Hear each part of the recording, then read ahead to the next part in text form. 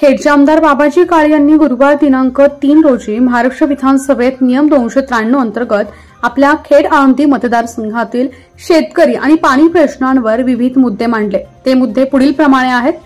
आमदार काळे म्हणाले की खेड तालुक्यातील भामा, आसखेड, कळमोडी आणि चासकमान प्रकल्पातून शेतकऱ्यांना शेती प्रयोजनार्थ पाणी मिळावं म्हणून हे धरण बांधण्यात आले।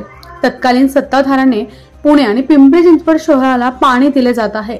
यामुळे खेड तालुक्यातील शेतकऱ्यांवर अन्याय होतोय। दोन्ही महापालिकांनी या प्रकल्पातील बुडीत बंधारे बांधण्यासाठी निधी द्यावा अशी आग्रही मागणी केली आहे। पुनर्वसन प्रश्न मांडताना आमदार काळे म्हणाले की खेड तालुक्यात रेल्वे, रिंग रोड, 3 धरणे, MIDCचे 5 टप्पे, सेज व प्रस्तावित औद्योगिक महामार्ग यामुळे अनेक शेतकरी भूमिहीन झाले। कित्येक शेतकऱ्यांना अजूनही पुनर्वसनाची जमीन मिळाली नाही।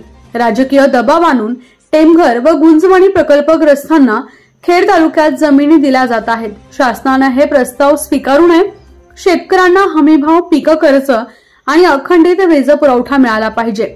याबाबत आमदार काळे म्हणाले, खेड तालुक्यातील शेतकरी अजूनही पाणी, हमीभाव, वीज आणि पीक कर्ज या गोष्टींसाठी संघर्ष करतोय।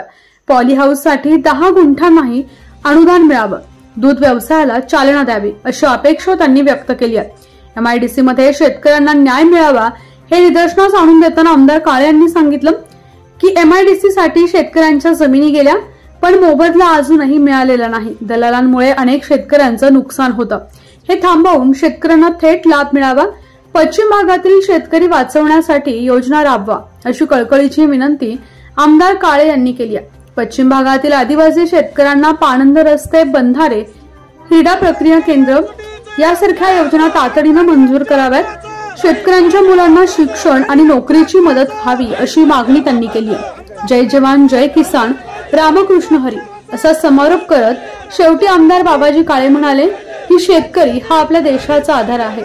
शेतकऱ्याला न्याय मिळालाच पाहिजे।